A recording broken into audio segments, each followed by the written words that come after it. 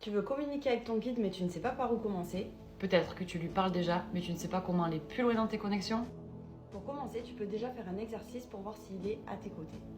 La première chose à faire, c'est de t'ancrer. Une fois que tu es bien ancré, tu te mets debout, tu fermes les yeux et tu respires doucement. Le but, c'est de faire le vide autour de toi et de te faire confiance. Une fois que tu as les yeux fermés, tu vas demander à ton guide s'il est présent et s'il est avec toi. Et pour ça, tu vas lui poser la question ou pousse-moi vers l'avant ou pousse-moi vers l'arrière. Il faut vraiment se laisser aller et pas lutter pour pas bouger. Parce que la chose qu'on a tous tendance à faire, c'est de vouloir contrôler parce qu'on est automatiquement dans le contrôle dans ces exercices-là. Mais là, tu vas te laisser aller, tu vas fermer les yeux. Une fois que tu vas sentir qu'il te pousse un peu ou vers l'avant ou vers l'arrière, tu vas lui demander plus fort. Maintenant et plus fort.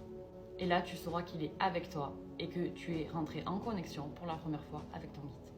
Une fois que la connexion avec ton guide est établie, tu peux commencer déjà par lui demander un oui et un non. C'est-à-dire dans quel sens il va te pousser pour te donner un oui et dans quel sens il va te pousser pour te donner un non. Tu peux commencer par lui poser des questions auxquelles tu as déjà les réponses. Et ensuite, tu lui poses les questions auxquelles tu vas avoir des réponses. Par exemple, veux-je trouver un travail en 2024 ? Une fois que tu as fait ces exercices, tu peux ensuite lui demander des signes pour que tu sentes sa présence. Par exemple, qu'il te touche une partie du corps. Ou qu'il fasse passer un courant d'air froid. Après, à toi de voir ce qui te convient.